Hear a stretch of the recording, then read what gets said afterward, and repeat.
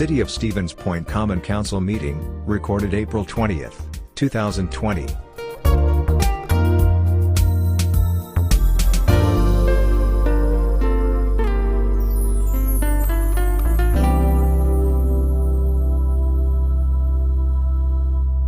I have 7 o'clock. I will call the regular Common Council meeting of the City of Stevens Point.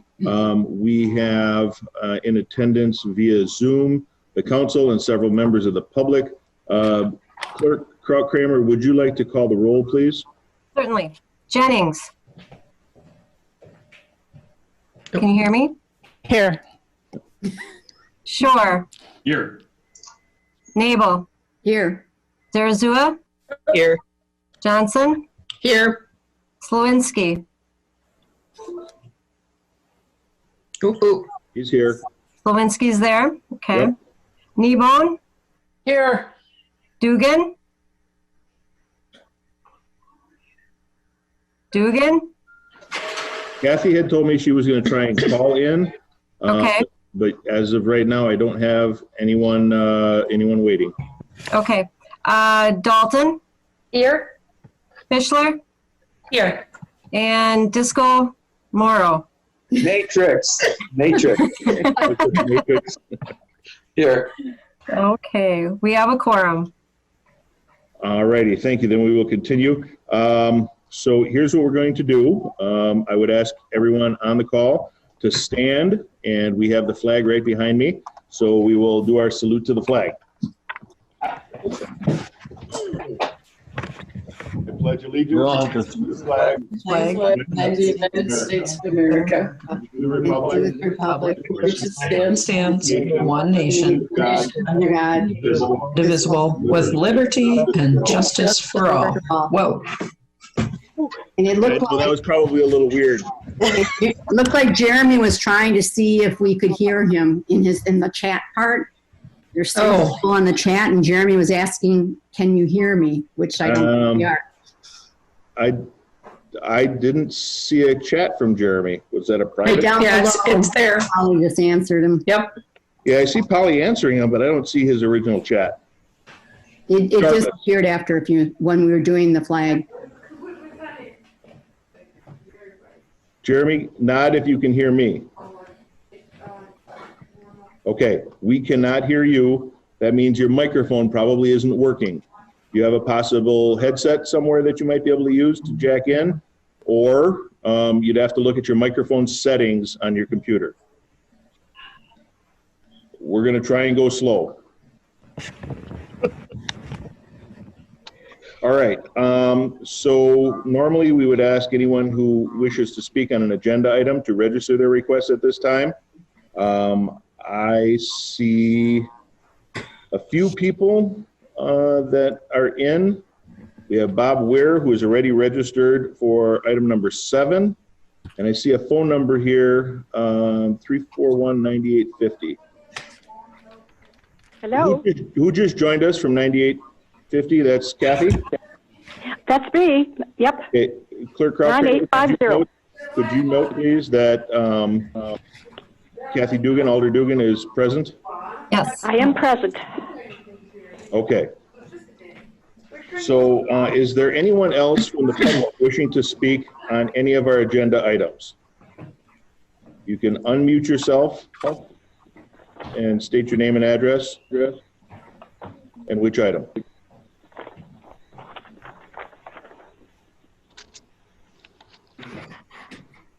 Okay. I don't think there's anyone else that is wishing to speak. I just make a note of here, 9850. Okay, a couple of ground rules before we get started. Try and stay on mute unless you're speaking. The background noise can be very distracting. Alder Jennings has the right idea with headsets. That works out very well, typically. Do not put us on hold. If you are calling in via phone, don't put us on hold. There may be some weird hold music, and we won't have the ability to shut you off. So please don't do that. If you wish to speak on an item, alderpersons, I think we can probably get by with just having you unmute yourself and speak, but occasionally We will have two people do it at the same time, so please be courteous to everyone involved. And thank you all for your patience in this unusual time. So we will now move on to the consent agenda. Item number 5 begins on page 4. What I'd like to do, for starters, is pull the list of supplemental poll workers. Alder Shore has an abstention that he needs to do because his partner is on the supplemental poll worker list. So we'd like to pull the item with the supplemental poll worker for separate consideration so that he may abstain from that vote. With that, do we have a motion or anything on the consent agenda? President Johnson? Yeah, I'll make a motion to approve the consent agenda with the item on the poll workers polled. Okay. And I will second. Second by Dugan. Any discussion? Hearing none, Alders, please unmute yourself. Jeremy, can you hear us yet? I can hear you. Yep. So Jeremy, what I'm going to do, this is being recorded. I'm going to ask that you either give a thumbs up or a thumbs down to signify your vote until we get the audio problem figured out. Okay, is that acceptable? If it is, nod your head. Okay. All right, so all those in favor of the motion to accept and approve the consent agenda signify by saying aye or nod your head. Aye. Aye. Aye. Aye. Okay, any opposed? That is unanimously approved. Item under the consent agenda, the supplemental poll worker list. We would need a motion there. Motion to approve the supplemental poll workers list. I'm sorry, who was that? Polly. Alder Dalton. Okay, yeah, I don't have video for you and I can't do speaking necessarily. Polly, okay, motion by Dalton, is there a second? Second. Second Melissa. by President Johnson. Okay, further discussion on the poll worker list? Let the record show that Alder Shore is abstaining. If you are in favor of the, hang on. If you are in favor of the motion, signify by saying aye or a thumbs up. Aye. Aye. Aye. If you are opposed, say no or thumbs down. Okay, the poll worker list is approved. Pardon me, Mayor. Yes. The chat room has a comment from Director Kramer. That's weird. Okay. Mm-hmm. I just saw him on here. Yeah, he was on. He must have got disconnected. Yep. Now I'm on the phone. Oh, I see. Uh, Change. It looks like Alder Slawinski is dialing in too. So if everybody is willing to wait a little bit, we're going to wait for Alder Slawinski to join via audio. Again, thank you all very much for your patience. Surprisingly, we've been doing well with these Zoom meetings.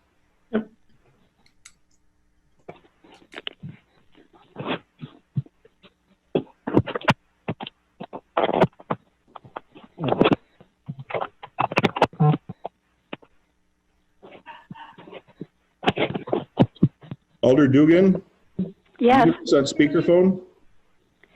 I don't have it on. You need me to? No, we would prefer that if you're calling in via phone that you do not have it on speakerphone, as that will. I don't have it. Echo.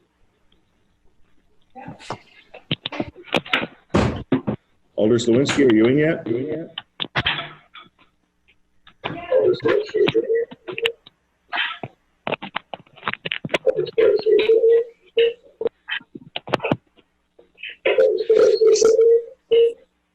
Someone's got us on speakerphone because I can hear the echoey. All right, can you hear me now? We can hear you now, yes. Make sure you don't put us on speakerphone so we don't get the echo. Okay. All right, I have someone here. Phone number is 2778. Who is that? It's me, it's Bob Finn. Oh, Chief, okay. I'm just trying to keep track of everybody. No, I get it. Okay, and 8494, that's Jeremy. The National Weather Service in Green Bay has issued a severe thunderstorm warning for southeastern Portage County until 7:45 p.m. Thanks, on Chief. Monday, 4/20. Sorry about that. Okay, I'm gonna put you on mute for now. And Jeremy, you are 8494? Yeah. Okay. All right, so we're back on track. We're gonna get everybody rolling again. Item number 6 is the certification of the mayoral emergency declaration of March 18th, 2020. That's on page 42 of your packet. Alders, as you know, the state statutes allow emergency authority for the mayor, but it has to be ratified by the Common Council. When the governor's order came out, we had already been meeting with staff frequently trying to figure out what we could do, what we needed to do. And once the order came out, it gave us a little more clarity. So under that order includes everything that we have done as it relates to the emergency order, which would include allowing the full 75 or the full 100% of pay for childcare, allowing rollover of more vacation time that people are going to be using. The list was outlined in your packet. That's not an all-inclusive list, of course, but those are some of the highlights. So are there comments or questions in regards to the emergency declaration or the things that we've been implementing since then? Mr. Mayor, this is President Johnson. I just wonder if it's open-ended. Did we want to put an end date on this? To bring it back again next month? It's one thing it's an open-ended thing, and I'm not real comfortable with open-ended. Okay, we don't have a date certain for this to stop yet. The governor's office, Department of Health, issued, I think it's order number 31 today, talking about a plan to get back on track. But you could, if you'd like, approve these changes through the governor's order. When it's safe to open, we will do so. I would be comfortable with it. I think there has to be guardrails on it. I think that's most appropriate. So I would make a motion to approve it as long as it runs through the governor's executive order. Okay. I would ask that you also include the federal government just in case. I don't know that it'll happen, but it makes sense that we wouldn't tie our hands, that the legislatures higher than ourselves would Sure. end, ours would end as well. Yeah, I'll include the federal government in that as well. Okay, thank you very much. Is there a second to that motion? I'll second. it. Was it Tori? Tori. Okay, Tori got the first one, so I'm going to give it to Alder Jennings. Discussion then. I have a question. What if our local emergency management and health officials decide that maybe for Stevens Point, we should go a little bit longer, even after, say, the governor says we can reopen in a phase? Would we be able to revisit at that point? And Yes. So Okay. if for some reason, okay, who is, that's Alder Dugan? Alder Yes. Dugan, you are 9850? Yes, I Somehow am. You're getting an echo on your line. Are you sure you don't have us on speakerphone? Yeah, I'm sure. Okay, what I'm going to do, Alder Dugan, is I'm going to mute you temporarily. Okay. You lose that echo. Okay, so if for some reason we would, as staff, consider extending it further than the federal or state government, we would bring it back to the council for consideration. Mm-hmm. Okay? Yeah, I'm comfortable. Again, President Johnson here. I know it's going to be hard for a clerk to try to do minutes where everybody's kind of popping in. So I don't want to lose our legislative function. That's the role of council. We certainly want to grant to the executive, the mayor in this case, the ability to function within an emergency order. However, we shouldn't let our sights off of the fact that we have legislative responsibilities during this time frame, and therefore I wouldn't feel comfortable seeing it go past the governor's executive order. So. Right, and I agree 100% with you, President Johnson. Is there anyone else wishing to speak on this? Alder Dugan, I have you off of mute. Is there anything you wish to say? No, I'm okay with this. Okay, thank you. All right, seeing no one wishing to speak, I do have a couple of comments. You, alderpersons, should be very proud of your city staff. They have been working long hours. They have been meeting diligently to meet the needs of our community, to make sure that not only our employees, but the community in general is safe and have the resources they need to get through this. Under the direction of our emergency manager, Jason Dryham, our city staff, including all of the directors that you see here, the police department, the fire department, the parks department, the streets department, every single one of them has been working tirelessly to make sure that everyone in our community is safe, and they deserve more credit than I would ever be able to give them. Yes, Clerk Krautkramer ran the most confusing election that I've ever seen, and I hope that we will ever see again. And she did it with a smile on her face.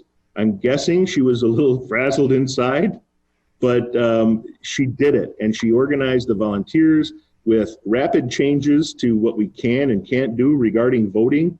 I can't say enough about your city staff and the dedication that they have to our community. Every single one of them deserves a medal. With that, if you are in favor of the motion, we're going to have to do roll calls on this. So if you are in favor of the motion, you'll vote yes. If you are opposed, you will vote no, and the clerk will call the roll. Okay. Jennings? Aye. Shore? Aye. Nabel? Aye. Zarazua? Aye. Johnson? Aye. Slawinski? Where'd he go? Hang on. It looks like he disconnected the video. He's rejoining. I saw something that said he left. Yeah, give me a minute. He should be rejoining now. Jeremy, are you with us again?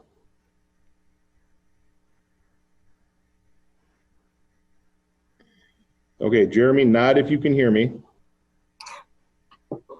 Okay, he can hear me. So the motion, in case you didn't get it, was to approve the emergency declaration and all subsequent actions through the end of the governor's or federal orders, whichever one is later. If you are in favor, I need you to signify yes or no somehow. Thumbs up, thumbs down. I got a nod of yes and a thumbs up, clerk. Okay. Kneebone? Aye. Dugan? Alder Dugan? Aye. Thank you. Dalton? Aye. Fischler? Aye. Morrow? Aye. All right.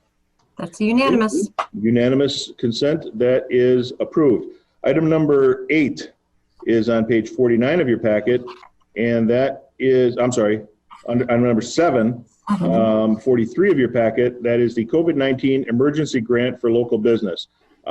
Before we get started, I want to say that Director Karnowski did a bang-up job getting this put together on very short notice. We did take some of the information from another municipality that it was trying to do something similar, although not quite as broad and a much smaller community. Before we get started there, we have one member of the public who signed up to speak. Mr. Ware. Bob, I can't unmute you for some reason.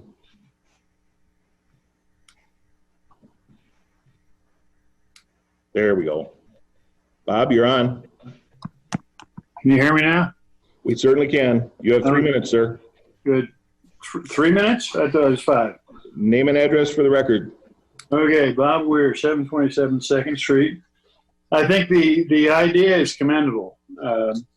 However, I think the council needs to realize that the $100,000 coming out of the reserves somehow is going to have to be made up at some point in time, possibly through the revenues for next year. A couple of quick concerns I have. Number one is that the document is written, and this is the 6th page, starts on page, I think, 43. States that a member of the Community Development Department will be the coordinator of this entire thing. I have confidence in Ryan. I'm sure that the city hired the right person for the job. However, I think the council members should be concerned about the potential, at least, of concern might be registered by somebody who doesn't, as an example, does not get a grant. With an employee of the city having the authority to dole out $100,000 from the city's funds without any sort of oversight. And I think possibly maybe one member of the council should concur with the decisions or whatever the case may be, but somebody other than a member of the Community Development Department should have the authority to dole out these funds. The other thing I was really concerned about is that on page 46, I believe it is,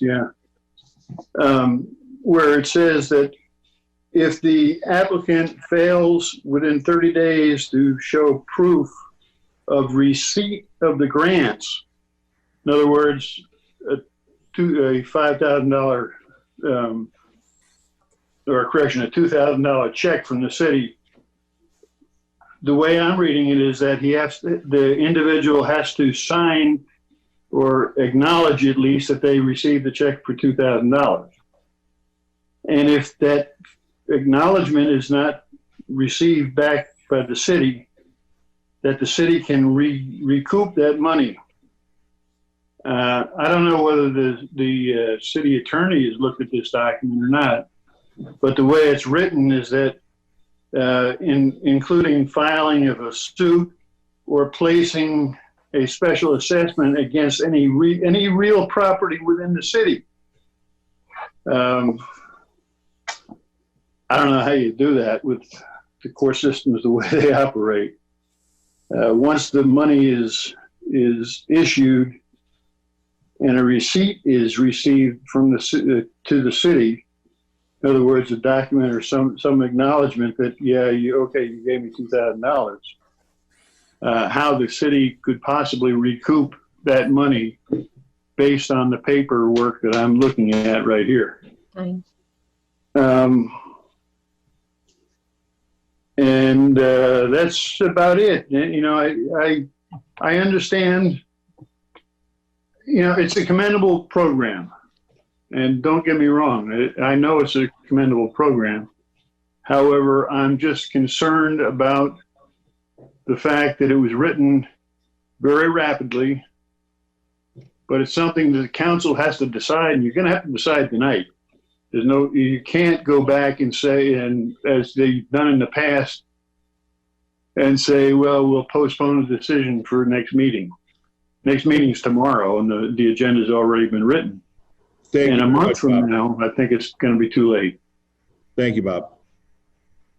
So I know there were some things in there that may have been misunderstood. I will turn it over now to Director Karnowski to go over some of the highlights of the program. It's not just cutting a check for $2,000. Director?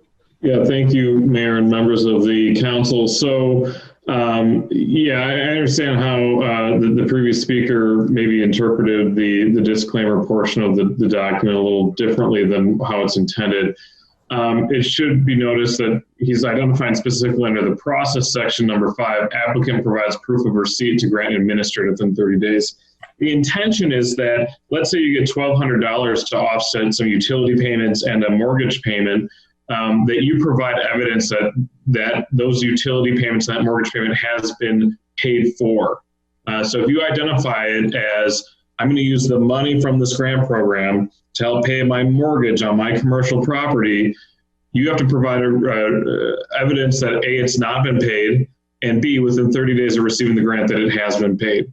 Failure to provide that receipt would cause the city to essentially ask you for the money back because we're just trying to make sure that the money is being utilized the way that it's intended to, as outlined within this document. I would argue that, it's a grant program. If they fail to provide a receipt, the city can send an invoice, as we typically do in these situations, where maybe you owe the city money or things of that nature. And if you fail to pay it, it goes either on your taxes as a special assessment, or the city could even pursue a small claims against you. We want to avoid that as much as possible. We're going to work with these businesses as much as possible. But it's one of those safeguards that we have to have in place in order to make sure that this grant program works the way it's intended to work.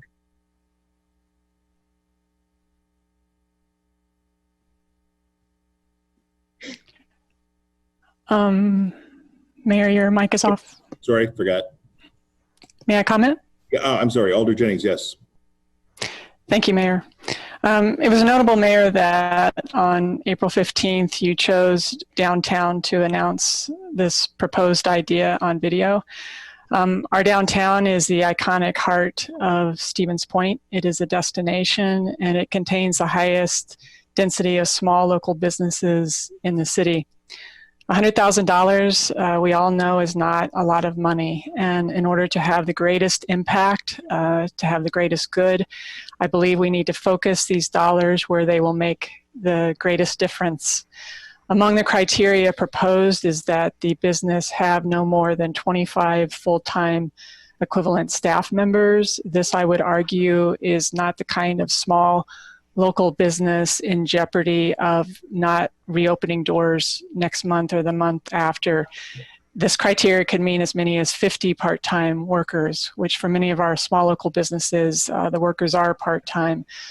I ask that we revise the number to state the equivalent of 6 full-time staff members. This means up to 12 part-time staff. This is still a large number. I have been talking with business owners downtown, other business owners, and our Director of Community Development on this change. I would like to hear, I'm not ready to make a motion because I would obviously like to hear what other alders and the director have to say, and I yield the floor. Thank you. Okay. Any other comments in relation to that? President Johnson. Thank you, Mr. Mayor, and thank you, Alder Jennings. As it relates to that, couple of things. I want to make sure that we're, first and foremost, everyone should know that the work of the Economic Recovery Team is responsible for this. They've been working very hard, and Director Konoski and I and the mayor and representatives of the county, the Village of Plover, United Way, the Business Council, Visitors and Convention Bureau, and others have been working really hard. I see this as one in what I'm hoping will be a slate of options coming out of that group. For not only the city, but for the village and the county as well, because this has to be a coordinated effort. Again, please know that I will continue to work in my capacity as much as possible to make sure we're looking at a full range of options that are going to target those that are most at risk, whether that's a geographic area, whether that's a grouping in the type of services they're providing, but that's important to how we look at the economic recovery once we start coming out of this. I want to make sure too that as we look at businesses, there's many businesses that don't have employees. They're actually, the owner is the only employee. So I want to make sure that we haven't missed that opportunity for the little shop where we have just the owners who are the employees. So that I think is important. I agree with Alder Jennings. I think the 25 cap might have been a little high, especially in how we're trying to target this. $100,000 is a lot of money. for my budget, it's a huge amount of money. But for the work that we need to do to tide over our really, really wonderful, wonderful small businesses that we have, we want to make sure that we're using the money wisely and targeted and get those folks who are really most at risk. So I do support the idea of lowering that threshold so that we can make sure there's an adequate amount for the biggest range of folks. Thank you. Can you hear me? Yes. Yes. Yes. All right. I have to agree with President Johnson as well as Alder Jennings that I would really like to see this really focus on the smaller businesses. That's where we really need who really needs the assistance. I've been contacted by a few of them, and they were like a hairdresser, very limited employees. So I agree that we should really focus on the smaller businesses because them are the ones that really need the help right now. Am I on? Yes. Okay. Hi. I would also agree. One of my biggest concerns first when I heard about it was the number being a little high. I would like to see it that it's the smaller business people, but they are the ones that are going to completely have to shut down without some assistance. And so we need to be able to give them a hand. The second thing that also was mentioned by Bob, where is also a consideration is that I think we need to have a committee, which could be the same one that President Johnson is on, that looks over these applications to make the decision on this so that it isn't something that is just could be come back at us as, oh, one person made this decision and then it's hard to be on that one person. I wouldn't want to be it.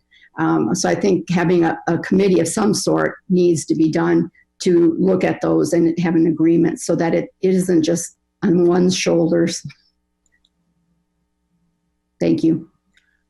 You're on mute, Mayor. Sorry. Everybody should be on mute when they're not talking, right? So just a couple of clarifications here. The intent was to have the Community Development Department administer the grants, very similar to what we do with CAP Services, where you effectively have one person making the loans and the grants through that. That's who we hired to do our administration for housing. It would certainly be appropriate to have several staff members involved. However, having a committee that meets, first of all, the Economic Recovery Committee is very, very large. It's very difficult to get all of those people together, and time is of the essence here. So if you want to have the comptroller treasurer involved with the director, that's certainly possible. I wouldn't want to get it too much larger. And then the other thing is, I realize that the 25 FTEs is probably a little high when we talked about it, but I want to point out that I just did a quick survey of a couple of ones that I had the opportunity to talk to. Ruby Cafe, the downtown, not including the Nelsonville employees, has 17 employees in the city. That's over 8, they told me 8.55 FTEs. So if we lower it to 6, Ruby wouldn't qualify. The Stevens Point Co-op, John Pearson, told me they have 21 employees. He wasn't able to get the FTEs on there. And then, of course, there's a lot of smaller ones.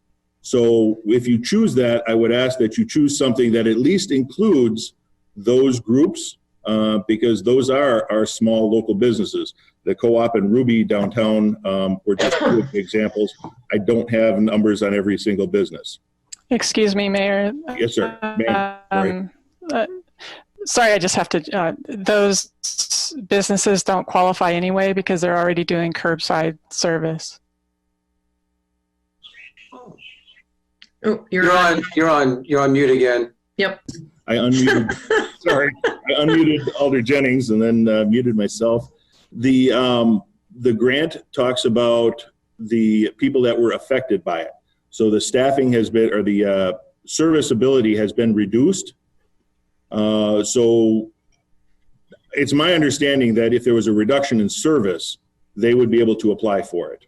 Is that correct, Director, or not? Correct. It was written in a way that, so if you look at our criteria number 4, it states that the applicant must be presently in a state of total closure or be unable to operate one or more of the main facets of their business, such as dine-in food and drink sales. So in conversations with the community that we took a lot of this information from, they were providing assistance to restaurants that were offering carry-out or drive-up, but could not have dine-in opportunities. That could be something, if the council so chooses to change, we could change in a matter of a few clicks as well. So that's completely open to discussion if you'd like. I just wanted to point out those numbers. Yep. I would like to say that those people that had to close completely down are the ones that are more at risk than those that were able to at least do something. And I'm not trying to play the fact that they've lost businesses, but they've still been able to stay somewhat afloat. And those like, let's say, Geppetto's or a hairdresser's or whatever, the ones that were mandated to close are the ones I feel that are really so much more at risk, that we want to at least try to give them something to show that we are aware of the fact that they really got hit hard. Thank you.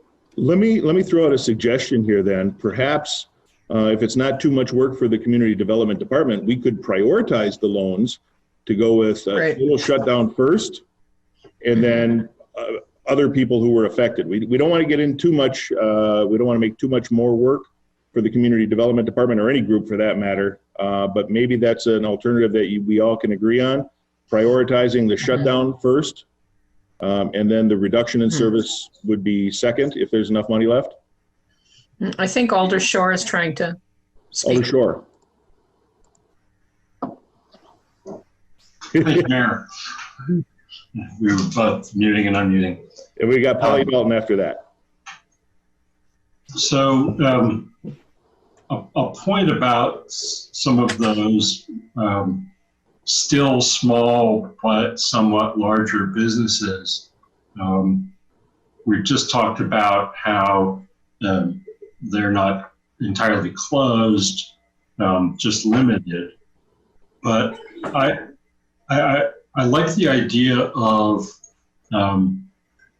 it seems like we're getting away from the first come, first serve and towards this prioritization, as you've been saying. I think we should do that both for the impact that they've weathered and the size, because I do think that while $100,000 is a lot of money, $2,000 can be a lot of money more for some than for others.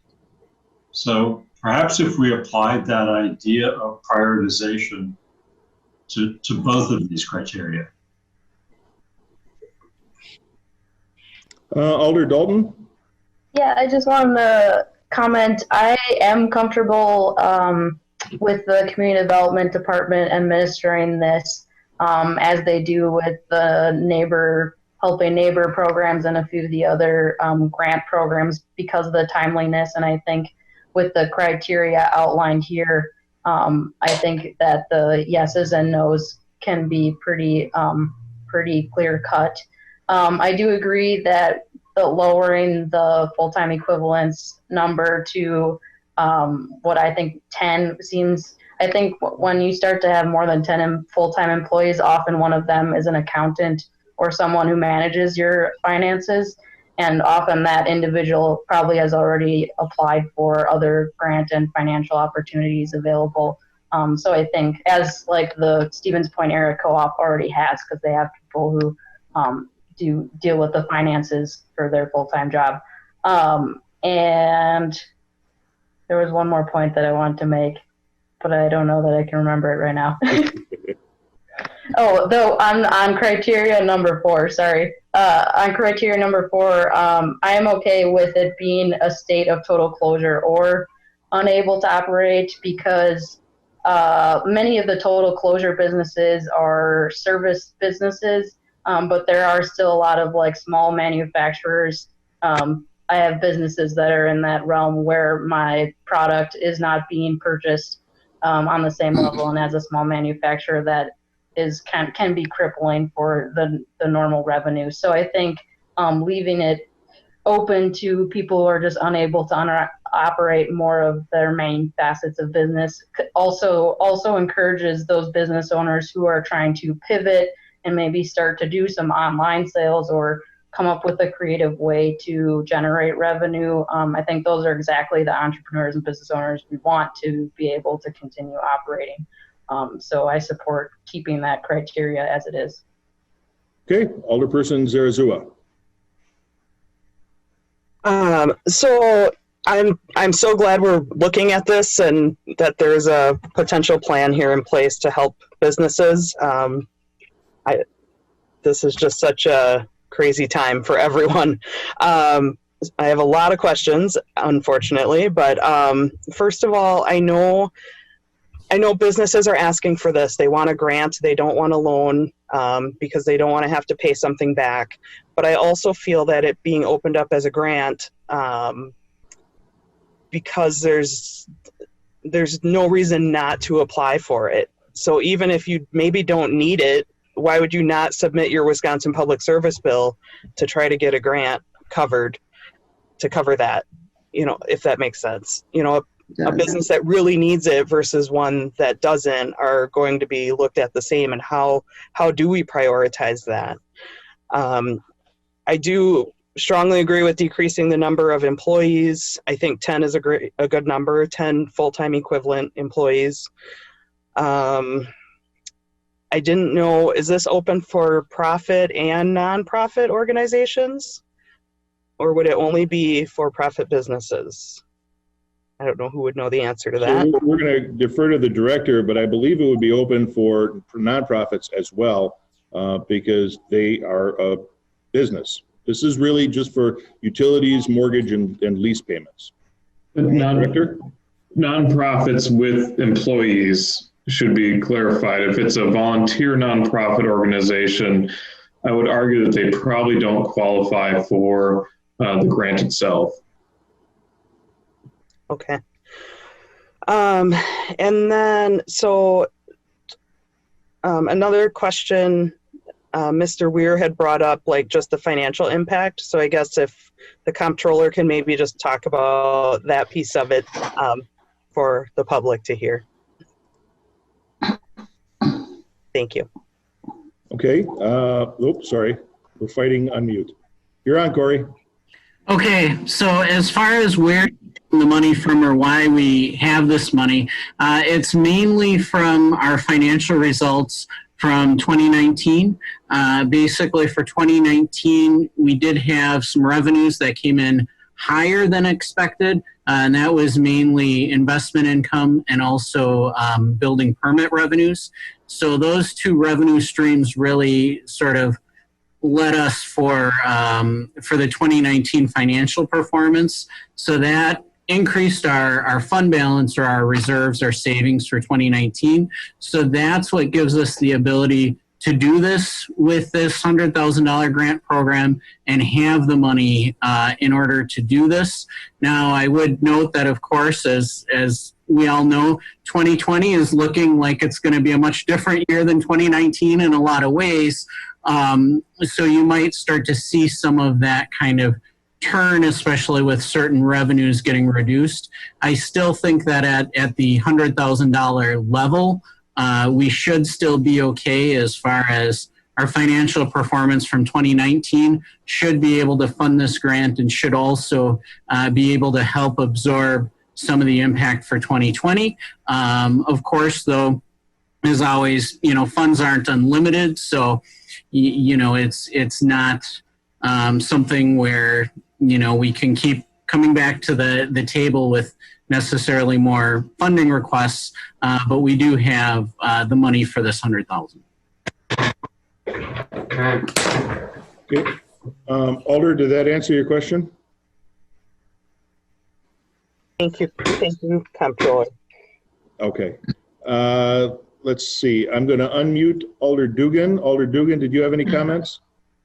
Yeah, just one or two here. I'm interested in lowering that FTE number also. 25 seems too high, and it immediately I felt that, and I'm glad that other people say the same. I think perhaps a 12, number of 12 part-time or 10 would be all right. I'm very much in support of this, but of course there are lots of things that we're talking about here that hadn't come to my mind. I think it's very important to prioritize the loans and not just have them, or the grants, not just have it come in, in the order of which they were received. But I do think that some small businesses are much more needy than others, and a lot of those are probably in the downtown.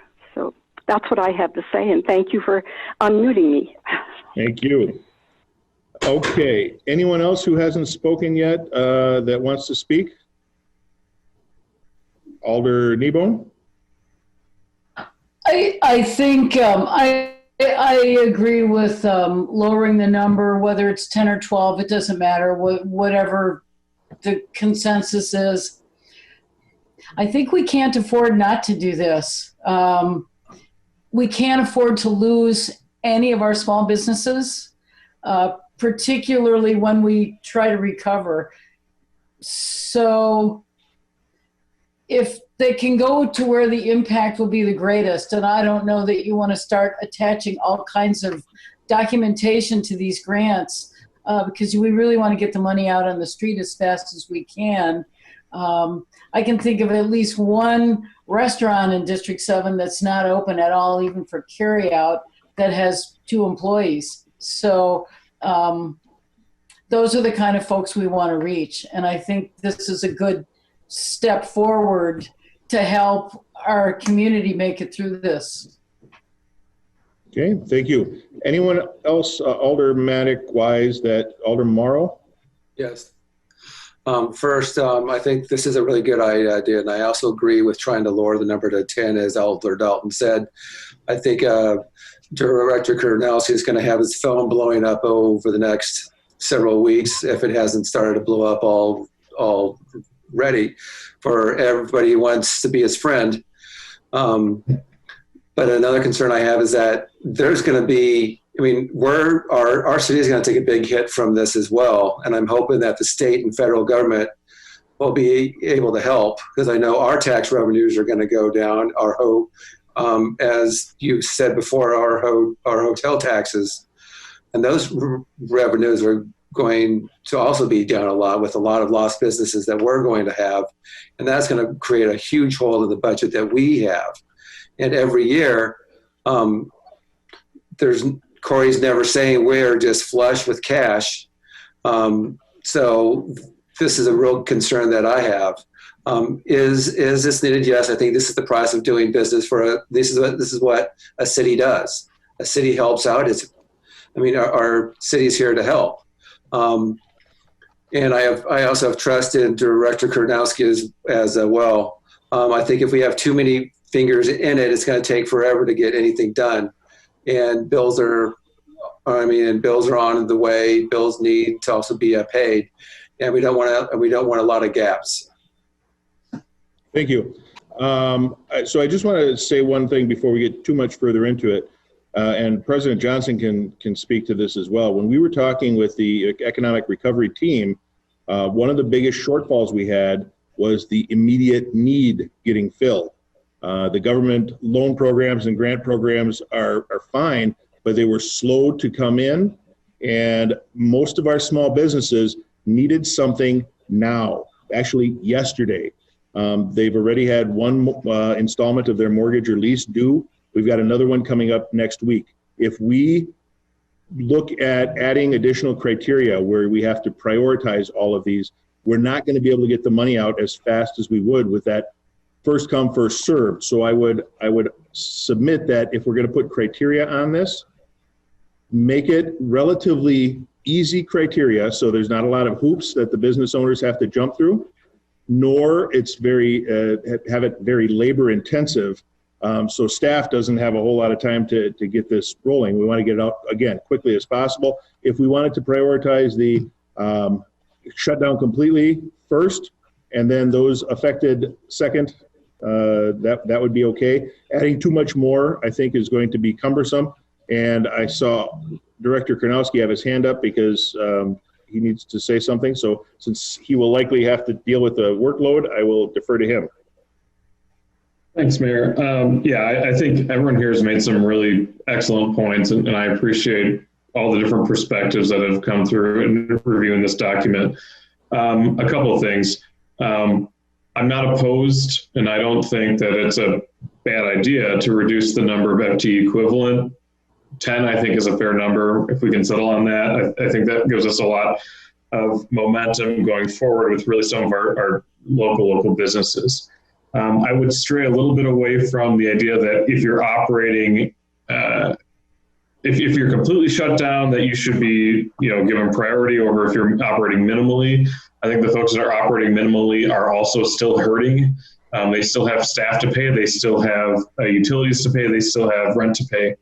But what I'm also hearing through this conversation is maybe we exclude utilities completely from this and we focus just on mortgage and rent payments to keep the physical locations, keep those businesses in physical locations, and let them work through the utility side with the utility companies over the next few months.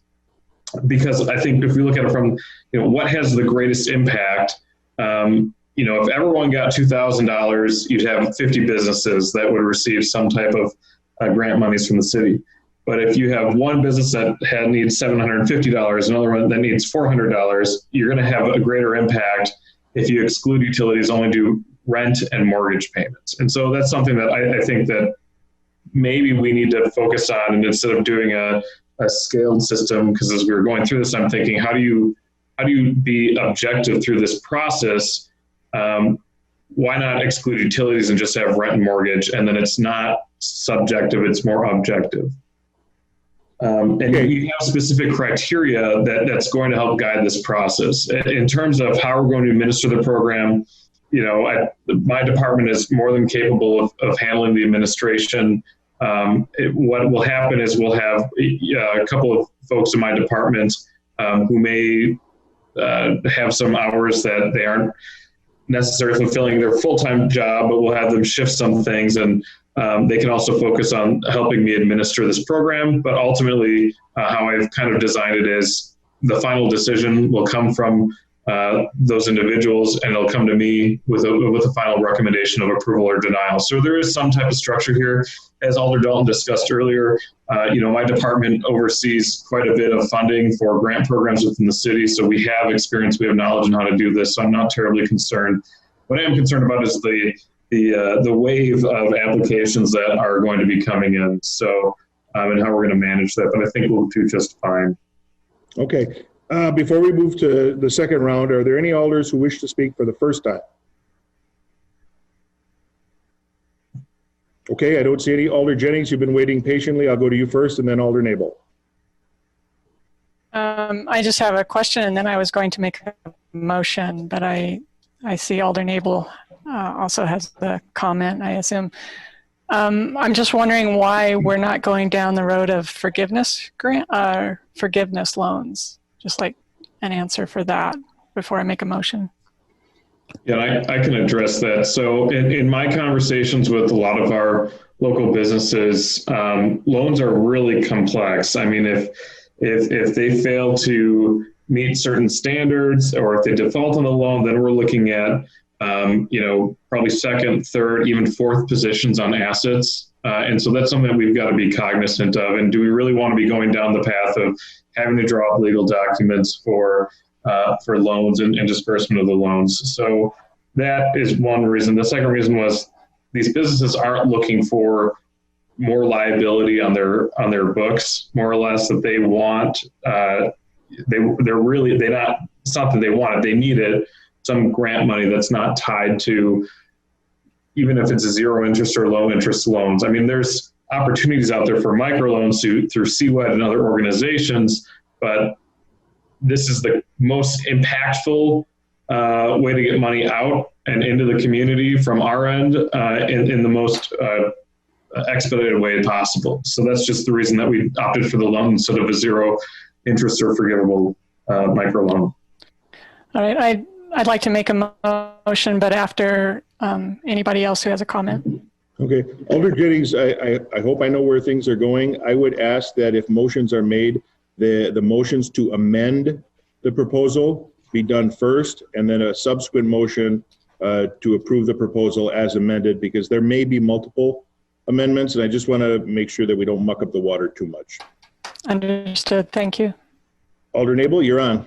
Thank you. I thank you all. I think you all have really thought this through pretty well. And I just would like to mention that again, I want to go along with what Bob Ware said. And that is, I do think that Ryan definitely is capable of doing this, but I think because of how it could look, I just think it's really important if you could have, and I don't know if she'd be willing to do it, but if our president of the Common Council was part of this on the end of it, on the selection process of just rubber stamping it for the Common Council, I think that says a lot. And because she is on that committee already, I just think that would make, I think it would make a lot of people feel comfortable that it's not just the city people itself, but it's also that it's the representative of the whole council.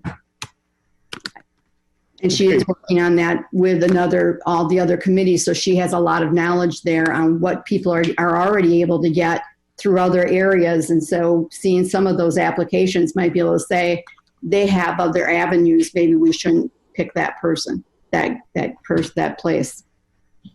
Thank you. Alder Jennings? Yes, I'd like to move to amend the COVID-19 emergency grant for local businesses to be for the equivalent of 10 or fewer full-time staff members. Okay. Is there a second to that? I will second that. Seconded by Zarazua. Discussion? Alder Shore. Thank you. So we might need an additional amendment because I appreciated Director Konoski's comments, but still including... So Alder, let me stop you there. Are you talking about the amendment to change the FTEs to 10 or something else? If it's something else, we should wait. Okay, right. I guess I'm exploring whether what I favor would be considered a friendly amendment. How about that? I would say if it's related to the number of FTEs, you could propose it. If it's not related to the number of FTEs, I would ask that we wait. Okay, then I'll hold off on the point regarding fully shut down versus not. And instead, yes, if we're confident that there will be 50 applications at this lower threshold, great. I mean, I totally join the consensus of prioritizing it.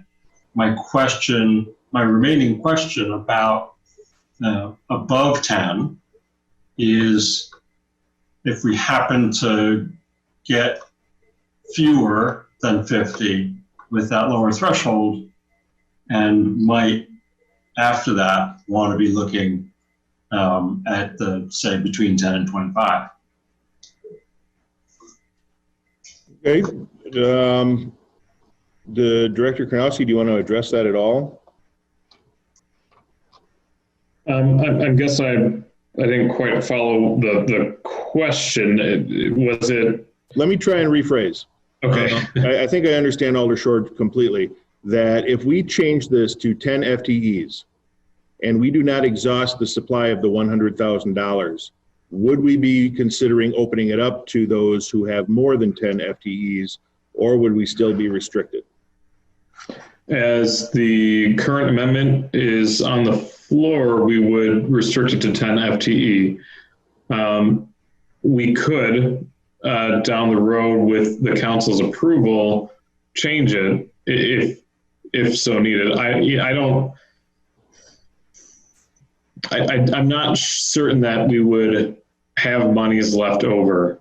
I'm fairly certain that this program is going to be well utilized and that we are going to be out of the $100,000 before we know it. And so I'm not terribly concerned that there's leftover money, but there is, if there is, I think there should be a broader discussion on another round of grant programs, maybe extending the number of FTEs at a later date. Okay, and I can speak to the fact that I am relatively confident. I've already talked to more than 50 small business owners that would qualify. I think that our money is going to run out, as Director Karnowski said, before we're able to help everyone. Ideally, and Corey can vouch for me here, I even suggested maybe extending it to $150,000 to try and reach everyone, because I know there's going to be a big need. So I think the 10 FTEs is a good starting point. And we have a motion and a second on the floor. Is there anyone else wishing to speak on that motion to amend? Let's see, I got to find Alder Dugan here. There's Alder Dugan. Alder Dugan, you are unmuted. Any comments? No, not on this, but I do have one other possibility after we're done with FTEs. Okay, thank you. All right, seeing no one else wishing to speak, the motion is to amend the program description from 25 FTEs to 10 FTEs. Everybody, all of the alders, unmute yourselves, and I will have the clerk call the roll. Morrow. Sean, you're muted. Aye. Yes, there we go. Fischler. Aye. Aye. Dalton. Aye. Aye. Dugan. Aye. Kneebone. Aye. Slowinski. Aye. Johnson. Aye. Zarazua. Aye. Nabel. Aye. Shore. Aye. Jennings. Aye. See, it happens to everybody. Okay, the amendment passes. So Alder Shore, I'm going to turn the microphone over to you now. Are we fighting over the unmute? I will let you do it and discuss your prioritization idea. Right. So this again goes back to the exchange with Director Karnowski and whether we should distinguish between businesses that have been closed versus reduced operating. And I think it's ready to hear other views. It's probably fair to say that the businesses that haven't been able to make any sales and have income are getting squeezed harder. And so I guess I am interested in a prioritization. Now, how would that work? If what we expect is this rush of applications, then those would just be done first. If there's any spreading out of how the applications come in, then maybe some intermediate date could be set when the completely shuttered businesses would be dealt with. Which of those would work better or be most helpful to staff? And I'll let Director Karnowski answer that in just a moment. I do want to say that, like I said, Director Karnowski and I have been talking with a lot of people in regards to this. President Johnson has been involved extensively in the economic recovery team. Just because they are still operating some of their business doesn't mean that the need is necessarily any less. I was talking to a property owner just this afternoon who said the smaller shops that have a lower overhead are probably not as affected as much as some of the larger buildings because their rents are higher. And even with some income, they have more overhead because they still have to pay employees to do some of those tasks. They have larger utility bills, and the rent per square foot, of course, proportionally is going to be larger. Director Kanowski had mentioned that a little bit. I agree with him. I don't think that just because they are operating at a reduced capacity means that the need is any less. I can tell you that Ruby installed a walk-up window to try and deal with this. They are branching out into doing produce boxes to try and make ends meet. Other businesses have contacted me to ask if they could modify their business somehow just to try and get some form of income in. I would ask that you take that into consideration. President Johnson, did you have anything to add? Because you are, again, an integral part of the economic recovery team. Before I turn it over to Director Karnowski. Sure. Thank you, Mr. Mayor. I've been listening to this, and I certainly understand those businesses, looking at this and the differentiation between those that are completely shuttered and those that are having some level of service. But what the mayor says is true is about what their overhead may be. The intention of this is let's get some money in the hands of our small businesses. I love that we've just lowered the threshold so we can serve more people. I would like at a later date to have a conversation about the next wave of stimulus, if you will, from the city of Stevens Point to our businesses and looking at TIF funding and how that may be used. A number of different tools. We've invested a huge amount of money with far off developers and to create some wonderful projects, or we hope wonderful projects for our community. It might be time to look at how we can create that investment back in Stevens Point and our small businesses, which are really the underpinning of our entire economic system. So there is a need. I think this sort of prioritization just is going to get in the way. I think we just need to get the money out there. As to Alder Nebel's suggestion that I be part of the dissemination and review, I appreciate the support. But I think maybe another opportunity might be is to ask as a part of this that Director Kanowski and his team report back to Finance Committee and detail the number of people that it went out to so we have some level of oversight. And that's about it. I think the direction we're heading, I'm 100% supportive. Thank you. Director Karnowski? Thank you. So, yeah, I look at it as really the difference is, there are some restaurants that are operating minimally with takeout.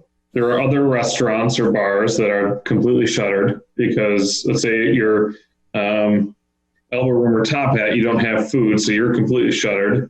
But if you're a Graffitis or a Goose, you are operating minimally because you do have food. So, I think about it from the equity issue. Goose is not operating.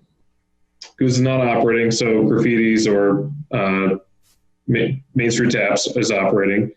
So there are, from the equity standpoint, is it fair that some of these folks who are operating are keeping some of our local employees employed, are making some money, but probably not enough to be sustaining, as opposed to other businesses that aren't operating that have laid off or furloughed or let go of some employees to make it through these times. So, there's a fine balance here. And I think if we get too specific and say, okay, we're going to reward you because you've been shut down because of this and you've had to lay off employees, but we won't reward, if you will, the businesses that have tried to keep some of our local folks employed. And I think that's an important piece to just keep in mind here. So that's why I'm kind of advocating that we don't become less inclusive by saying, well, you have to be completely shut down in order to receive the grant monies. I think if we just keep it, you set a standard 10 full-time equivalent or less, which is going to reduce the number of applicants anyway. and that you could be operating, or that a portion of your business is not operating, or completely just not operating at all because of the state safer at home order. I think that that's a good start in the right direction. So that's my only, 10 cents worth, is that, keep it as is now, as opposed to changing it to saying if you're completely shuttered, you should receive priority. Those are all persuasive points. Thank you. Thank you. Okay, so we have. I have a comment. Okay, we'll go to Alder Kneebone and then back to Alder Jennings. I just got thinking about something. If somebody is open and on a limited basis, they're already doing their best to spread money back through the community as well.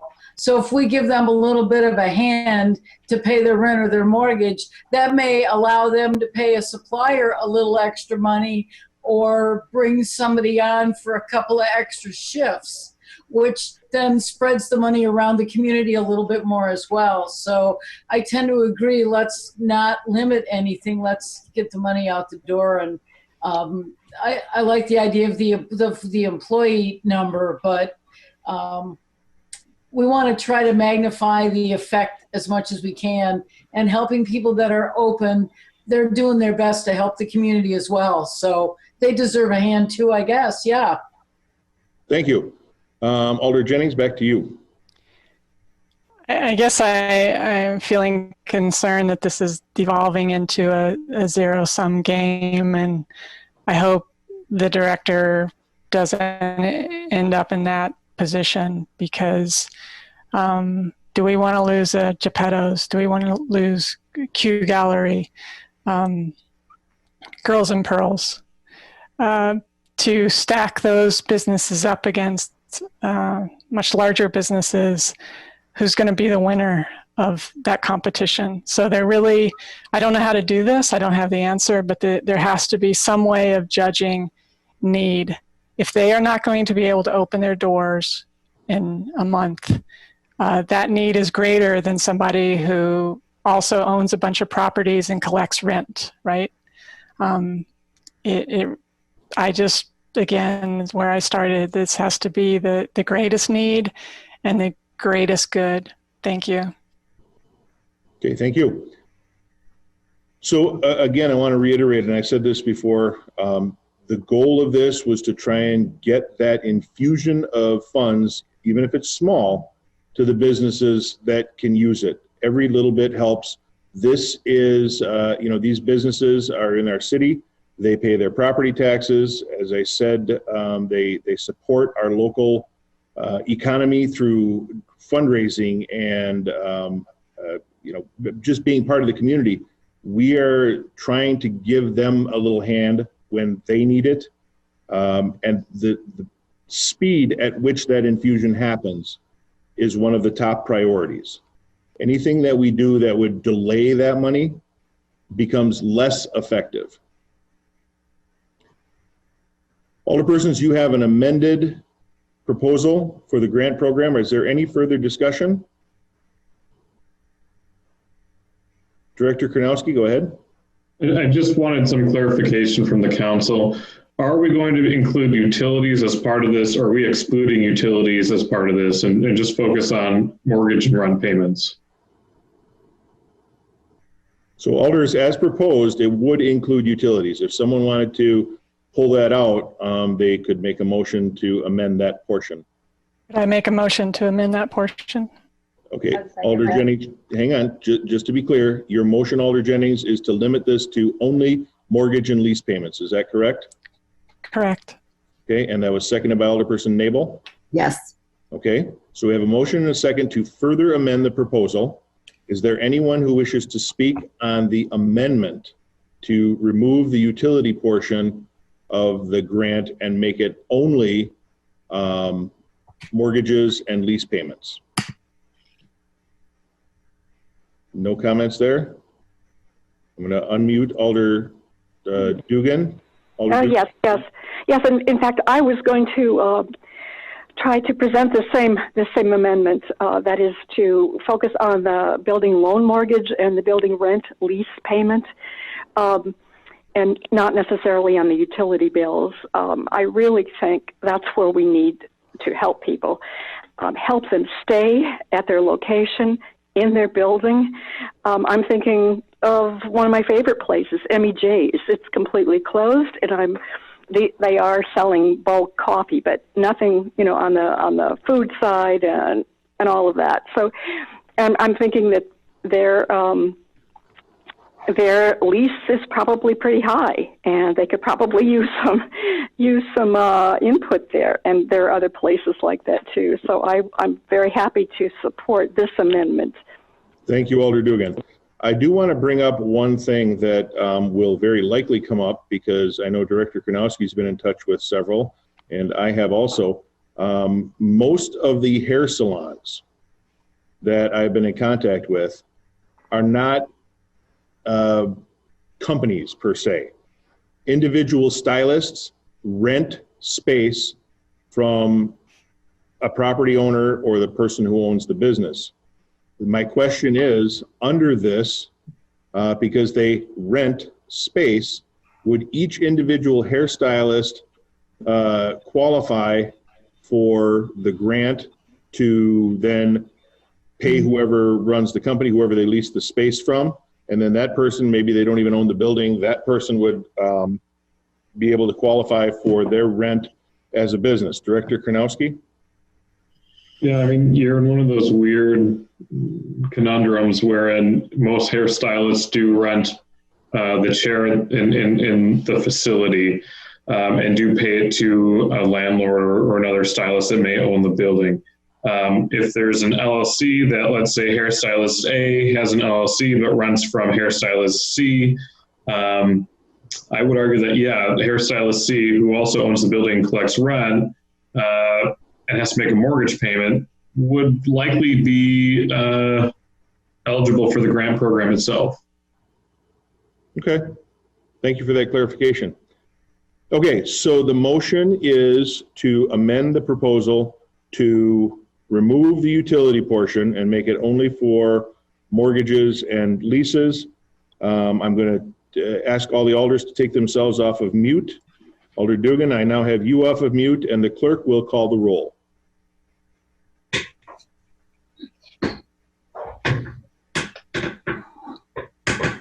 Carlin? She's muted. There we go. I'm unmuted. Gotcha. Jennings. Aye. Shore. Aye. Nabel. Aye. Zarazua. Aye. Johnson. Johnson. You're on mute. Aye. I was on mute. Slowinski. Aye. Kneebone. Aye. Dugan. Aye. Dalton. Aye. Fischler. Aye. And Morrow. Aye. Okay. Unanimous. Unanimously approved that amendment. So now we are back to the emergency grant program as amended. Any further discussion or a motion? President Johnson. I'd like to make a motion to approve the grant program as amended with both amendments. Second. Seconded by Alderperson Morrow. Discussion? Okay, hearing none. Yes. Oh. Sorry, I was trying to find my unmute. Go ahead. Could we also add what President Johnson mentioned as having the Finance Committee be the overseeing at the end of this, to have some kind of Alder, just to answer your question, yes, I will direct the director to report all disbursements to the Finance Committee. We don't even need to put that in the motion. Okay, got it. Didn't know that. Thank you very much. All right. Any further discussion on the motion at hand? Okay. Clerk, would you please call that roll? Morrow. Aye. Fischler. Aye. Dalton. Aye. Dugan. Aye. Kneebone. Aye. Slowinski. Aye. Johnson. Aye. Zarazua. Aye. Nabel. Aye. Shore. Aye. Jennings. Aye. Okay, 11-0. Unanimous consent. That program is adopted. thank you all very much for the very good discussion, and I know we're going to do a lot of good and help a lot of people. Thank you. Item number 8 is to award the page 49 of your packets, Alders, to award the 2020 Streets Improvement Project 20-03 to Haas Sons Incorporated in the amount not to exceed $4,285,566.94. Before we go too much further, Clerk Krautkramer, I need to note that Chief Zenner has been by my side the entire meeting, and I just want to make sure he gets included on the attendance. Okay, thank you. So, Director Badoon, where are you? I am right here. There you are. All right. Anything you wanted to add on the Streets Improvement Project bid? I mean, really nothing to add. I tried to summarize it in the memo there, the recommendation letter. We did try to get everything put together in time to get through the usual channels. Unfortunately, with the COVID scare and having to make some changes to it, we were unable to do that. But I'm hoping we can get this through tonight so we can get the contract underway. Okay. Alderpersons, what are your wishes? Alder Jennings. I'll move to approve. Thank you. Second. Who was the second? That was Fischler? Yes. Okay, second by Fischler. Further discussion? I'd like to say something. Absolutely, Alder Slowinski. Yeah, I just want to say it was nice to see that it was very competitive and we had a lot of bids. In the past we've had very few and it's been tough, and Yep. so it's nice to see a lot of competition. Yep. Agree. Okay, I'm going to unmute you, Alder Dugan. Do you have any comments? Hello, Yes. this is Alder Dugan. Can you hear me? Yes, we can. All right. I just want to ask, and not for me as much as for public, I think, which streets will be involved in this in 2020 project? Director Badoon? Yes, these streets this year will include Fremont from Main Street north to 4th Avenue, 4th Avenue from Fremont to Illinois, and then Illinois north to Maria, and then a few other little side streets abutting Michigan there, including College, Rice, Jersey, and there's one more, Sims. Okay. Thank you very much. Okay. Any other comments or a motion? Or did we get a motion already? Clerk? We have a motion. We do have a motion. I apologize. Sorry, I'm not keeping track. Any other comments from Alders? Alder Morrow? No. Okay. I just saw you on mute. Alder Shore? Thank you. Just to check and confirm what I think I already know, which is that this does not involve special assessments. Director Badoon, so the streets improvements would only involve special assessments if laterals were replaced. Director Badoon, anything to add? Yeah, I mean, there is, we are going through the process for special assessments. Just should anything come up, we don't anticipate any, and Director Lemke can probably go through that.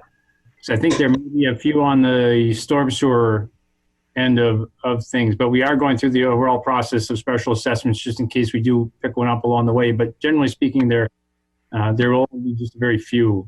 Meaning in case you discover an issue. Yes. Correct. Yeah, I don't think we don't anticipate anything, but if there is, we would. There are still some things in Director, you may want to speak on the storm sewer, some decisions that you guys have made. Director Lemke?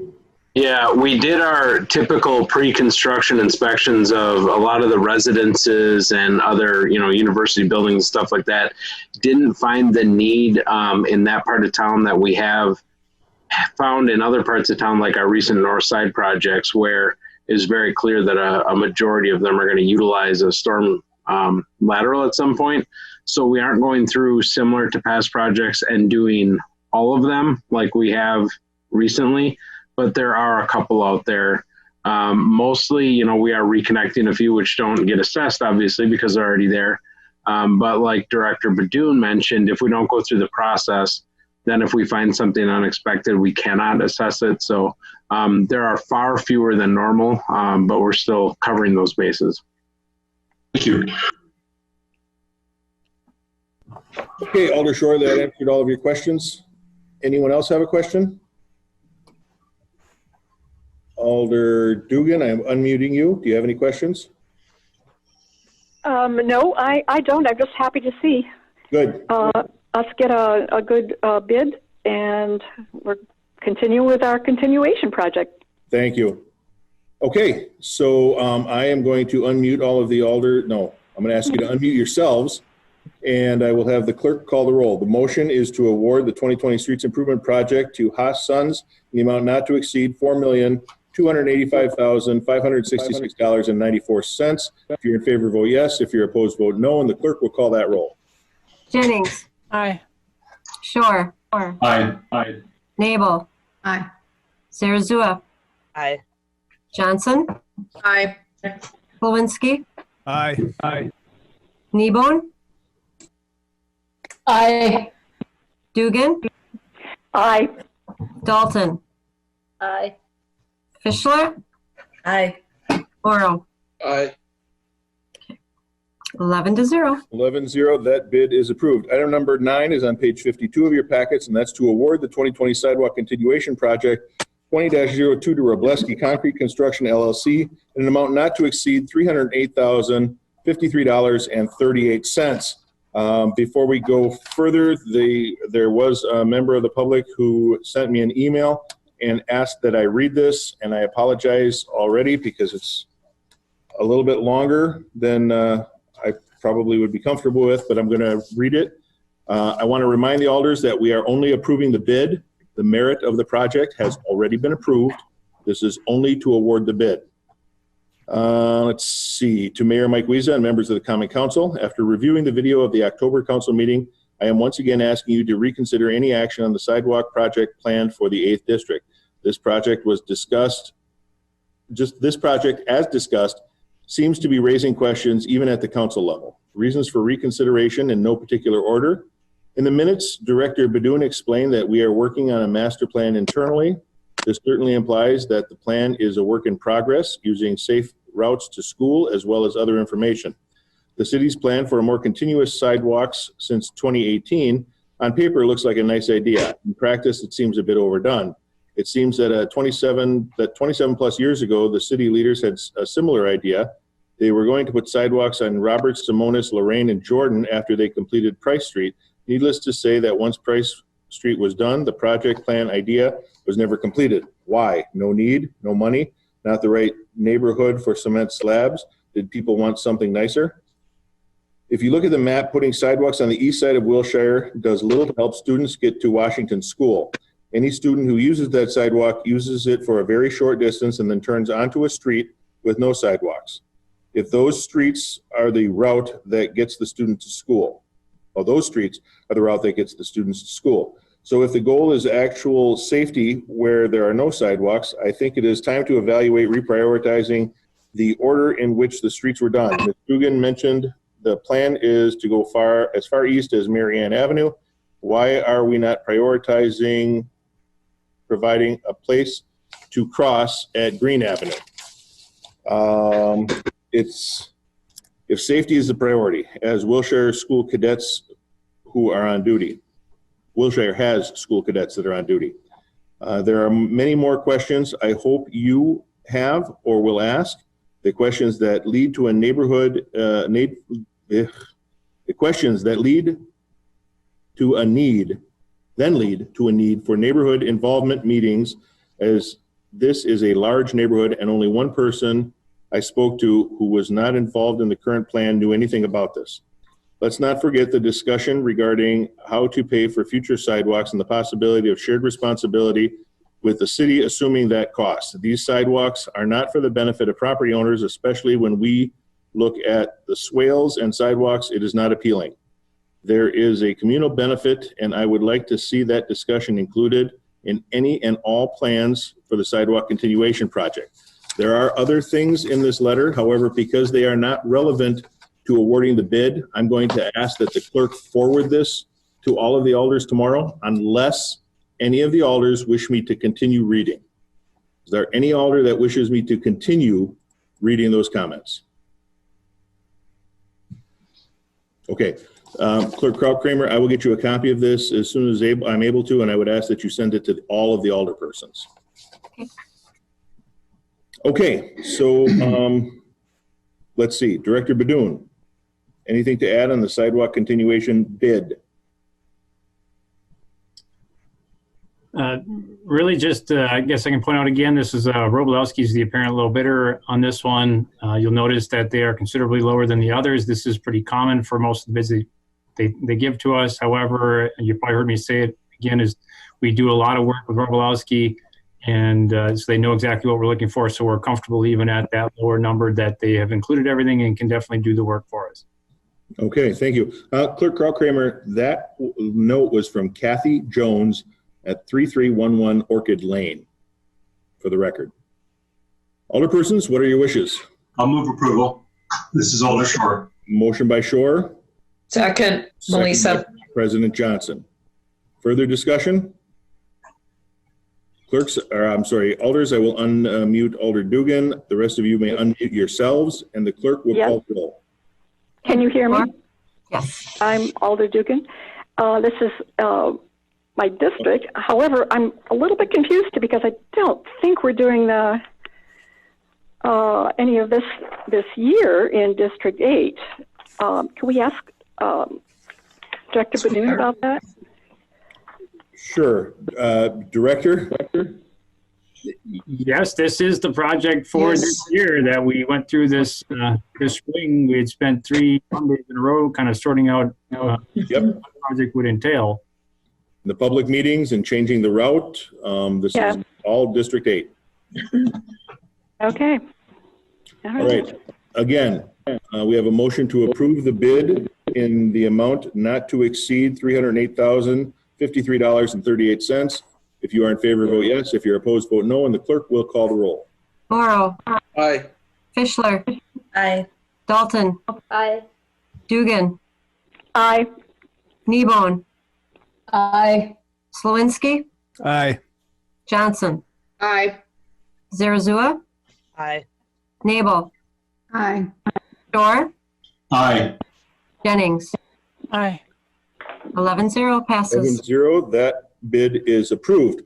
Item number 10 is on page 54 of your packets, Alder. And that is consideration to award the 2020 wastewater treatment facility roofing project, number 20-29 to Oshkosh Industrial Roofing and Sheet Metal LLC of Winnebago, Wisconsin, in an amount not to exceed $141,296.11. Director Lemke, anything to add? Nothing to add. Alderpersons, what are your wishes? President Johnson?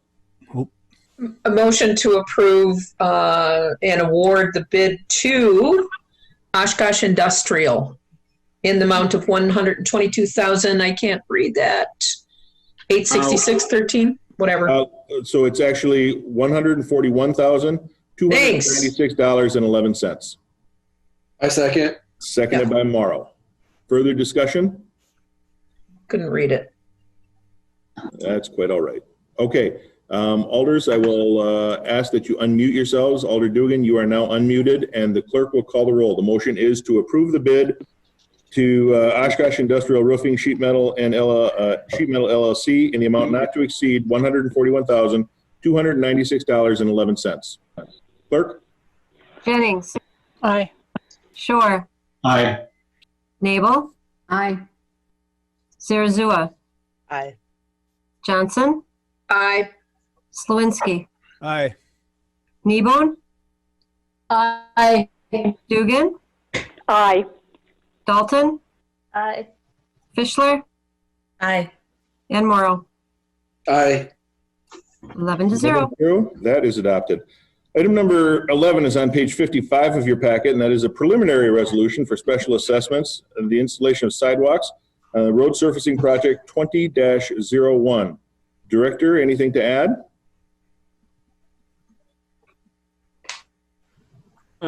No, nothing to add. This would be something, I guess, that we talked about recently as far as the installation of sidewalk from Walter Street. Yep. Okay. I would move approval. We have a motion to approve Alder the Kneebone. resolution by Alder Kneebone. Do we have a second? I second. Seconded by Morrow. Discussion. I would just say this is one of the Safe Routes to School projects. This will link a walkway, a sidewalk and a bike ped path for Bannock and that neighborhood over there in District 7. Thank you very much. So I just got a note that just saw the note from Alder-elect Thomas Leek. Thomas, are you able to unmute yourself? Are you on via computer? Yeah, I'm here. Okay, so if you have comments during that comment period, I would ask that you just jump right in and we'll try and get you in if you have any other comments. Just unmute yourself and try and jump in because there's no video, I can't see a hand or some indication that you want to speak. I see. Yeah, power's still out here, so I'm going to try. I got to preserve battery. Oh, I see. Okay, well, we're close. Okay. All right, let's see. We are, did we vote on that one already? I apologize. No, not yet. Number 11. Number 11. Okay, if you're in favor of the motion, you vote yes. If you're opposed, vote no, and the clerk will call the roll. Morrow. Aye. Fischler. Aye. Dalton. Aye. Dugan. Aye. Kneebone. Aye. Slawinski. Aye. Johnson. Aye. Zarazua. Aye. Nabel. Aye. Shore. Aye. And Jennings. Aye. 11-0. 11-0, that is adopted. Item number 12 is also a preliminary resolution for special assessments, installation of water services, sanitary sewer laterals, and the installation of storm sewer laterals, project 20-03. Director Lemke. Yeah, again, this is just covering our bases on all the laterals that are on that project. It's been a couple years since we assessed for anything on the water and sewer side. We changed the process by which we do that. So basically, if there's a lateral there, we're not assessing for it. But nonetheless, there could be some really weird circumstances. So the only thing we really come across anymore is storm sewer laterals in an unforeseen environment, which we just talked about a little bit before. So don't expect many, if any. Thank you. Alderpersons, what are your wishes? I move to approve. Motion by Fischler. Second. Seconded by Morrow. Discussion? Hearing none, I will unmute Alder Dugan. And the motion is to approve the preliminary resolution. If you're in favor, vote yes. If you're opposed, vote no. And the clerk will call the roll. Jennings. Aye. Shore. Aye. Nabel. Aye. Zarazua. Aye. Johnson. Aye. Slawinski. Aye. Kneebone. Aye. Dugan. Aye. Dalton. Aye. Fischler. Aye. And Morrow. Aye. 11-0. 11-0, that is approved. That takes us to item number 13. As you know, Alder Dugan has chosen not to run, and typically we would have a formal presentation of a plaque and offer an opportunity for some parting remarks. Because of COVID-19, Alder Dugan and I met earlier and I presented her with a plaque recognizing her years of service to the citizens of Stevens Point. We want to thank her for that time, and we pre-recorded some parting remarks because we knew it was a little goofy with the Zoom, so I am now going to play that. Typically, when we have a departing alder, we allow them the floor for a few minutes to say their parting remarks. Because we're meeting virtually, I have Alder Dugan here maintaining a safe social distance in my office and a pre-recorded message as her parting remarks. So Alder Dugan, you have the floor. In 2015, I decided to run for the Stevens Point City Council representing District 8. It was a year in which citizens were being recruited to run on a progressive platform. I wasn't one of those recruits, although with my progressive leaning, I fit right in. The recruits and I were vetted by local labor unions and by veteran campaigners for liberal causes. Those of us who passed muster were supporters of workers, the environment, and alternative transportation, that is bicycle and pedestrian accommodations, to mention a top few.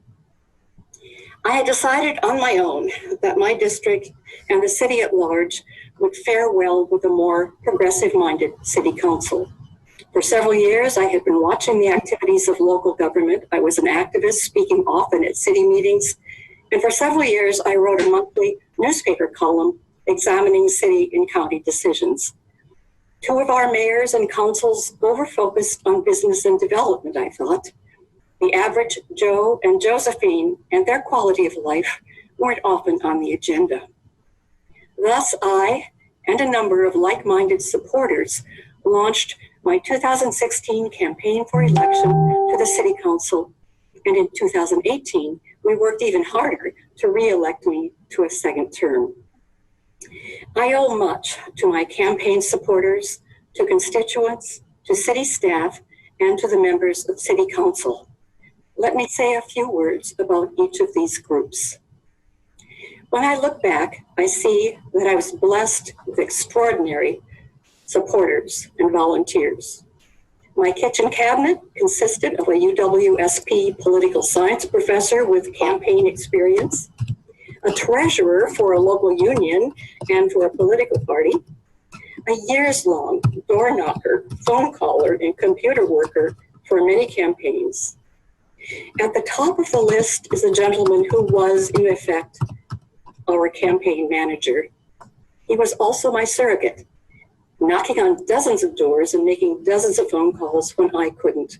He installed yard signs throughout the vast District 8. He encouraged me when I was down.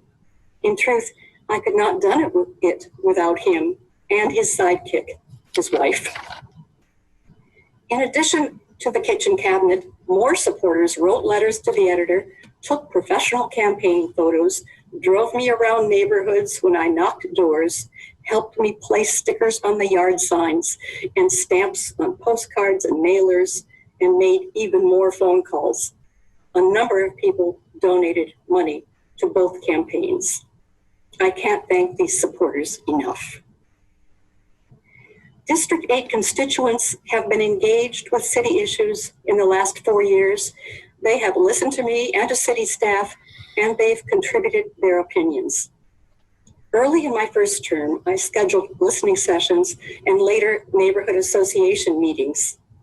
The listening sessions brought out large numbers of citizens to hear from city staff in the departments of community development, public works, and utilities. Residents were attentive and they were not shy about asking questions and offering opinions.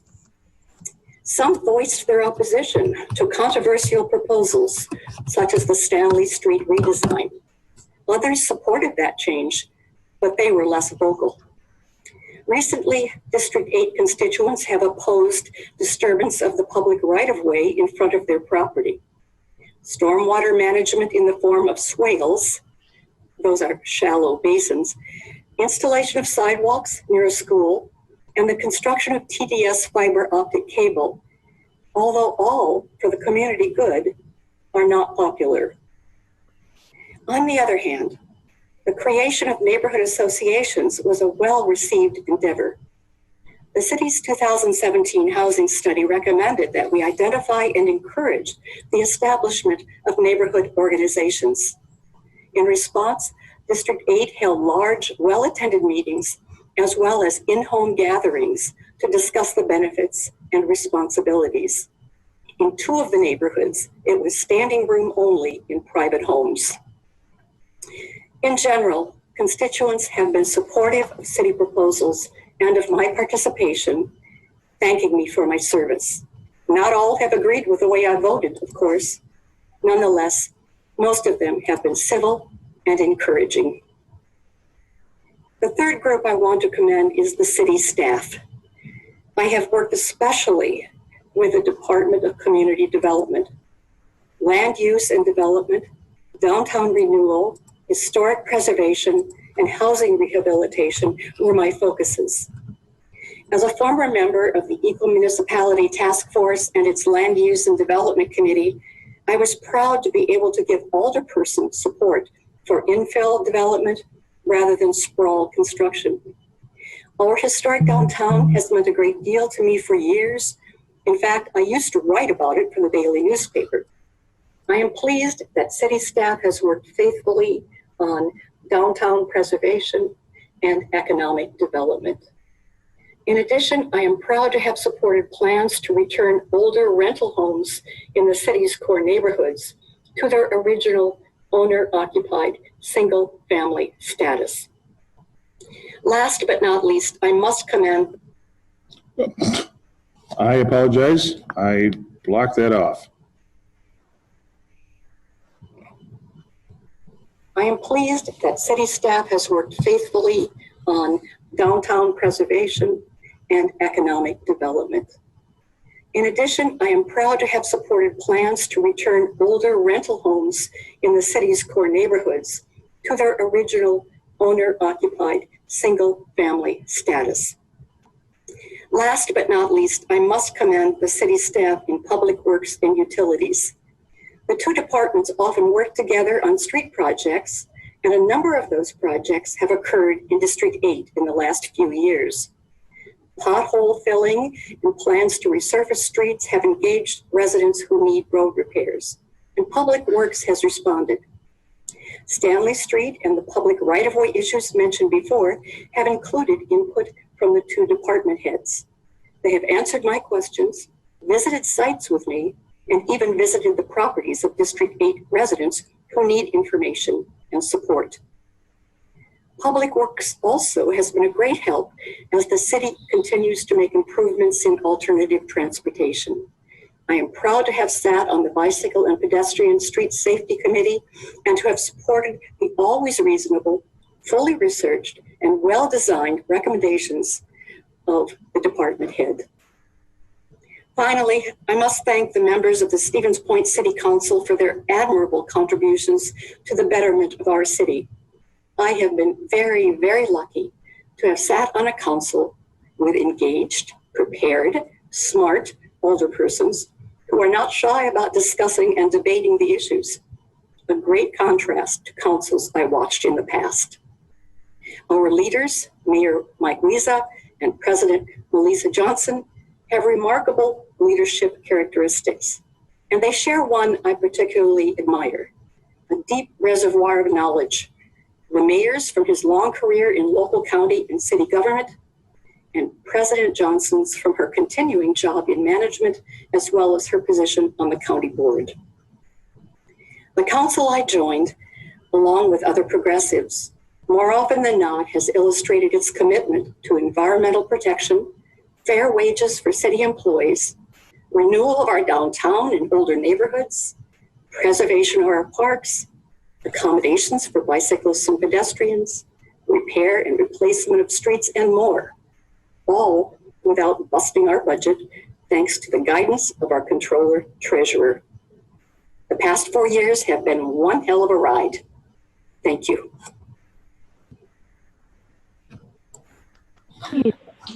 Thank you very much, Alder Dugan, for those comments and your very kind words. We wish you well and wherever life's journey may take you. Thank you. Yep. Yay, Kathy. It's not the same if you're not in person. No, we're going to miss you. Okay. So again, Thank you, Kathy. Thank you. Thank you. All right, so now what we need to do is we have a closed session item. So let me explain how we're going to work this with our technology. Look at all those thumbs up for Kathy. We will motion second and then call a roll to go into closed session. At that point, anyone who is not an alderperson, city staff, or alder-elect will be placed in the waiting room. You all went into the waiting room when you first got in. We'll place you into the waiting room. You will not be able to hear or see what's going on. We will do our deliberations in closed session. And if we return to open session, which I expect we will, for action, I will once again admit everybody who's still in the waiting room back to the, we're getting feedback again. I'm going to mute you all. So we'll allow you back in from the waiting room. So if you are going to be sitting in the waiting room and you wish to be back in for the open session, I need you to stay in that waiting room until we return into open session. Okay, so I am going to start that process now. It's one at a time, and so I'm going to be a little bit slower, I think, than other people. Oh, look at that. That's pretty good. We had 2 members of the public, and they both left already. So just for the record, I'm going to go through. We have in this open session right now, we still have all of the alders, Alder-elect Leek, and the live stream, which will be blocked, and alderpersons and city staff. So at this point, I would entertain a motion from one of the alders to adjourn into closed session for the reasons outlined in item number 14.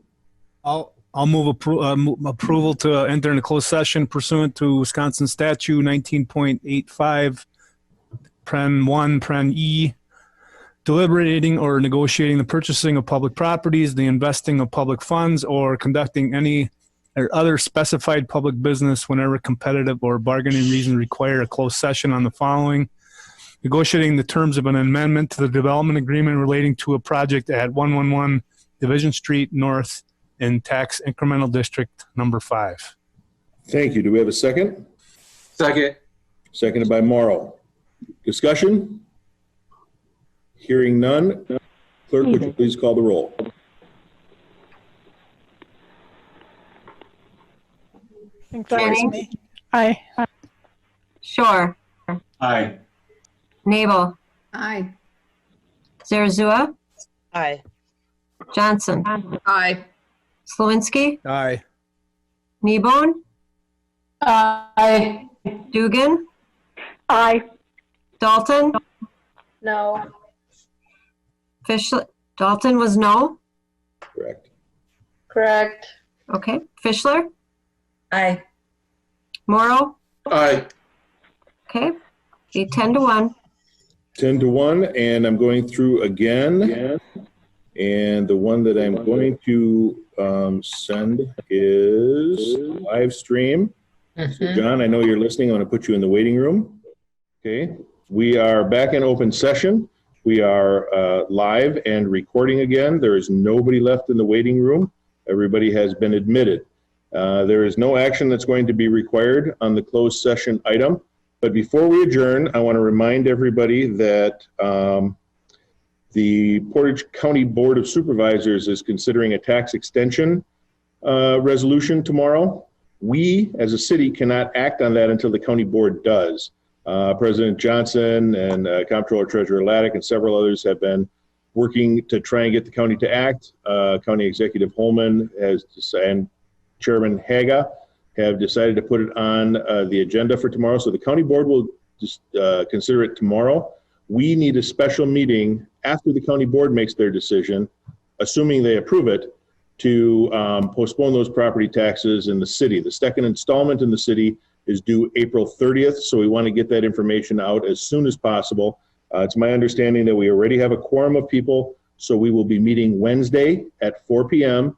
through a Zoom meeting again to consider that and potentially one other item that just came up. So I want to, pardon?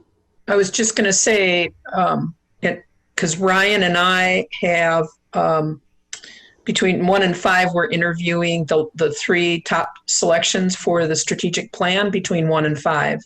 Okay. So Ryan, I don't know if we can change one of those, or if we could meet at 5:15. So let me ask this, Clerk Krautkramer, how many confirms do we have? We have 9. We have 9 confirms. President Johnson, I can understand prior commitment, but honestly, I think, and I hope you agree with me, that getting the information out there sooner rather than later is a priority. Absolutely. I just thought if we could meet at 5:15, but that's fine. If you and the director can work something out for a few minutes at 4 o'clock, that would be great. If you can't, I hope you understand that we still have a quorum and we'll be able to hopefully pass this resolution. nope, I want to be a part of this. So Okay, thank you. you're welcome. And with that, our agenda is exhausted, and we are adjourned at 9:38 p.m.